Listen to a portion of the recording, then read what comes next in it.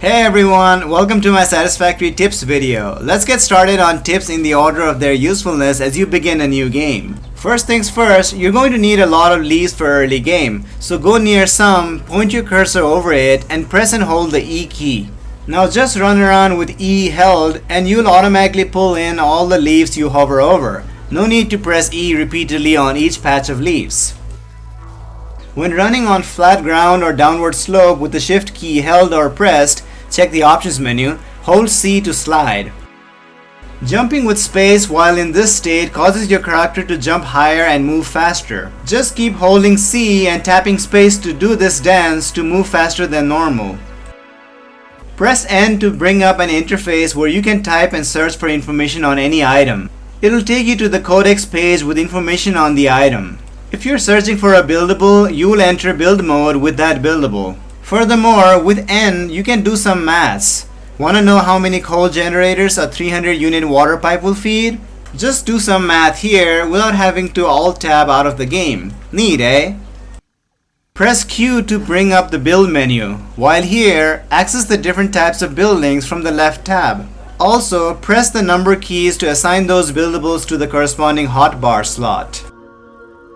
Ran out of hotbars? No problem, just use Alt plus mouse wheel up or down to change them.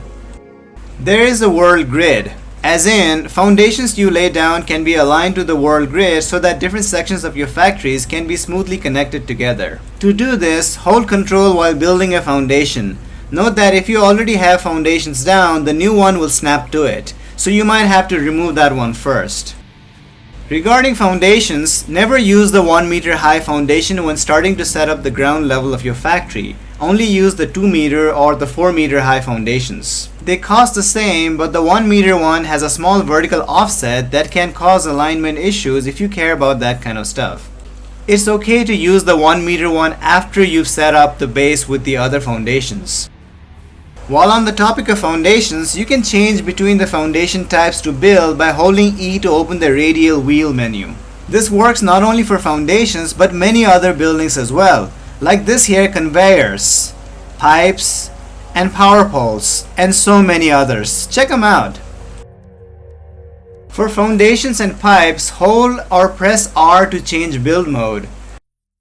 Zoop allows you to build a row of foundations or walls, like so. To avoid running into situations where you want to build a bunch of stuff but you keep forgetting what you need or keep running out of materials in your inventory, use the to-do list accessible from the build menu by clicking the plus sign and inputting the number of buildables you desire. Their cost will be displayed to the right of the screen, and the game even shows you whether you have the materials or not. You can also access the to-do list from the craft menu, like so.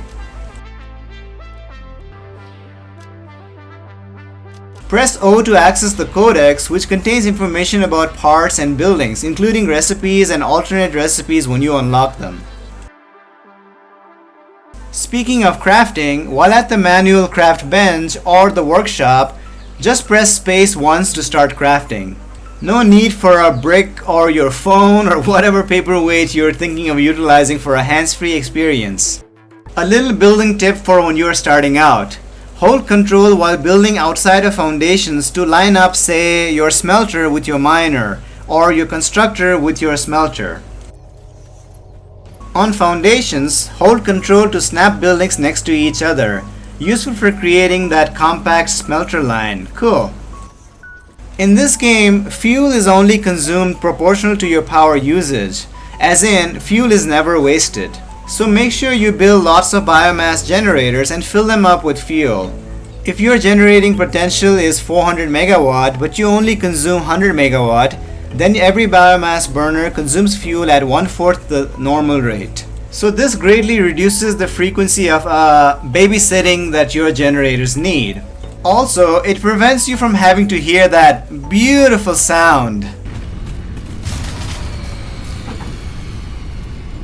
In the beginning, try to aim for the obstacle clearing milestone for that cool sexy chainsaw obviously, but more importantly, the solid biofuel, which is more efficient than regular biomass.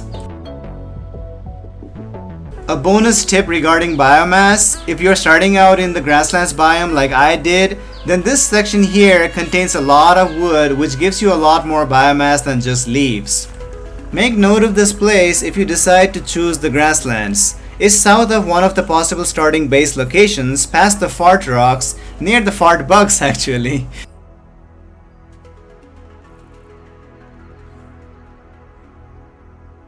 When the interface for one of your buildings like smelters or biomass burners is up, just press 1, 2, 3 or any of the number keys to slot in corresponding material into the machine. This is very useful for refueling a bunch of biomass burners really quickly. This also works when you have your menu open. Press the number keys to equip corresponding item onto your person. Right-click an item stack to halve it. Hold right-click for an interface that lets you choose amount to split. Shift-click to transfer to other window. Control-click to move entire stack of items to the other window. Similarly, drag and drop items into the trash can icon to delete them. Control drag the item to delete all stacks of that item. An example use: getting rid of iron ore that gets clogged in your inventory when you're redesigning your iron ore smelter setup. So now we move on to some combat and exploration tips. While fighting hogs, jump and attack them from above. If you're near cliffs, make sure you don't get head-butted off the cliff. Yes, that happens sometimes. Spitter's projectiles lead you. So move in a zigzag pattern and not a straight line, as they will predict where you will be and you will get hit if you don't change trajectory. Beware the black and white cat head, or for those afraid of leaping cats, the giant spiders that like to leap at you, causing 4 health segments worth of damage. Inhalers are highly necessary to fight these guys because berries and nuts will not suffice. They are relentless. The scariest variant of this is the toxic fart cathead, which, as the name I gave it suggests, farts toxic gas on your face. Best of luck, you're going to need it. Always carry some iron plates, rods and concrete with you when you head out to explore. You'll need them for personal storage boxes, storage containers and foundations or ramps. For vertical travel early on, use storage containers which come with ladders built on them. Then later, use stackable conveyor poles. And finally, use factory ladder purchased from the awesome shop. You can also use lookout tower to get higher up and dismantle everything as you move forward. Complete the Tier 1 Field Research milestone to get access to the map, shortcut key M. This awesome tool allows you to place markers and notes for your favorite locations on this beautiful alien planet. Later on, you'll get the radar towers to show you a lot more information on the surrounding areas. Regarding the map, make sure to look at the available research options, some of which will add extra inventory slots, which is mighty useful. Once you have your factory producing basic items like iron plates, rods, screws, and maybe reinforced iron plates and rotors, you might want to go out and explore the world. There are exotic resources to be found and samples brought back to the MAM for research, either from resource rocks that yield limited supplies or from resource nodes themselves which yield infinite supply. Quartz is used for blade runners, the super speed mode thingy, Caterium for smart splitters so you can start using sushi belts, and sulfur for having bombastic times. Explore crash sites for hard drives that unlock alternate recipes in the MAM. You'll need various resources like screws, solid biofuel, rotors, modular frames, and in some cases, higher materials like motors, encased industrial beams, heat sinks, and more for opening these containers, and sometimes also power. For power, just build some temporary biomass burners and dismantle them later when done. There are some very useful alt recipes for early game, like the cast screws that allows turning iron ingots directly into screws without needing to turn into rods first. And the stitched iron plates if you don't like the idea of requiring hundreds of screws. Collect slugs and research in the map to unlock overclocking and underclocking of machines. Overclock your miners to produce more resource per minute and underclock your assemblers if they're running at less than 100%. Which, let's be honest, is definitely going to be the case starting out. Don't lie to me! If you're under or overclocking your machines, note that you don't have to mess with the slider if you don't want to. Just type in the parts per minute on the target production or type in the percentage manually. The game will adjust the other value accordingly. Cool, huh? If you want to stay alive in this alien land, you need to know one thing. Hold on to your nuts. Yes, the nuts you've been picking off the plants, of course. What do you think I was talking about? If your health bar is full, then falling from great heights will leave you with half health segment remaining. If not at full health, then, well, you know. Always carry a full stack of nuts or berries with you whenever you step outside your base. You don't know what kind of stuff crawls this place, especially underground areas. Early building tips. Now, I need a whole video dedicated to just building tips, but here are some for you right now. You can upgrade or downgrade conveyor belts by just selecting the required belt, aiming it at an existing structure, and bam! Same goes for conveyor lifts, miners, and power poles. Sweet! Press F to go to dismantle mode to see contents of any container. Neat!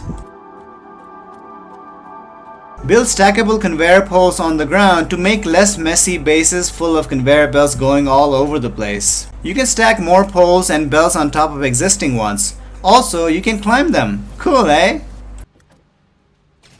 When you have power to spare and power lines set up wide, use miners and constructors on any unclaimed limestone nodes out in the wild to create concrete and feed it to an awesome sink as you expand your base elsewhere. Or just feed raw ores to the sink. That also works. Good passive awesome points generated equals cool rewards like the ladder I talked about or the conveyor floor holes. Wall mounts. Or wall power sockets. Now I know I promised 36 tips, but there's just so much more. I have to go for bonus round. Bonus round! Use Satisfactory calculator website linked in the description below to check out the interactive map that displays lots of useful information about nodes, hard drives, and so much more. Drag and drop some pale berries while near a lizard doggo to feed it. This will make it a friendly companion who will sometimes bring you random stuff. There's a whole table with probabilities, so just so you know, you can get power slugs. And sometimes nuclear waste. Good stuff.